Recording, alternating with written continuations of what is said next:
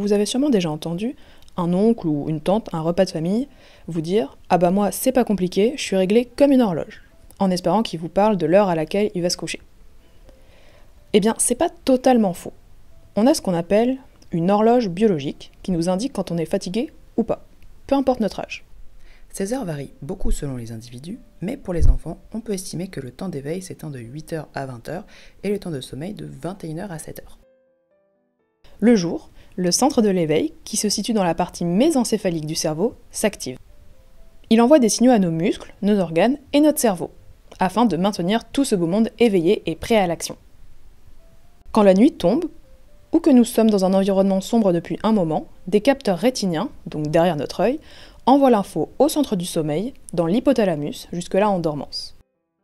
Le centre du sommeil relâche alors de la mélatonine, qui sert à donner un repère temporaire au corps. Elle est indispensable à l'endormissement. Pendant l'endormissement, nos pensées se brouillent et nos muscles se relâchent. Un train du sommeil en direction d'une hypothèse du sommeil arrive en gare de l'endormissement.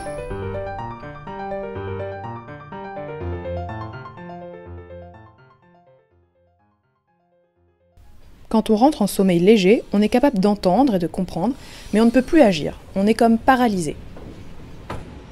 Ensuite, on passe en sommeil profond. En gros, on n'entend plus rien, c'est le noir complet. On dit souvent que le sommeil profond est réparateur.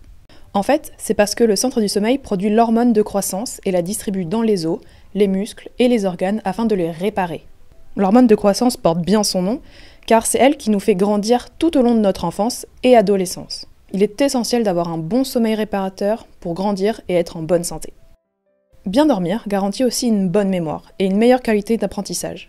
Quand on dort, l'hippocampe prend et trie tous nos souvenirs de la journée. Il en garde certains et jette le reste. Le dernier stade, c'est le sommeil paradoxal. On l'appelle comme ça car il ressemble à l'éveil, mais on ne peut pas bouger, sauf nos yeux qui gigotent derrière nos paupières. C'est aussi le moment où on rêve. Cette phase dure environ 20 minutes.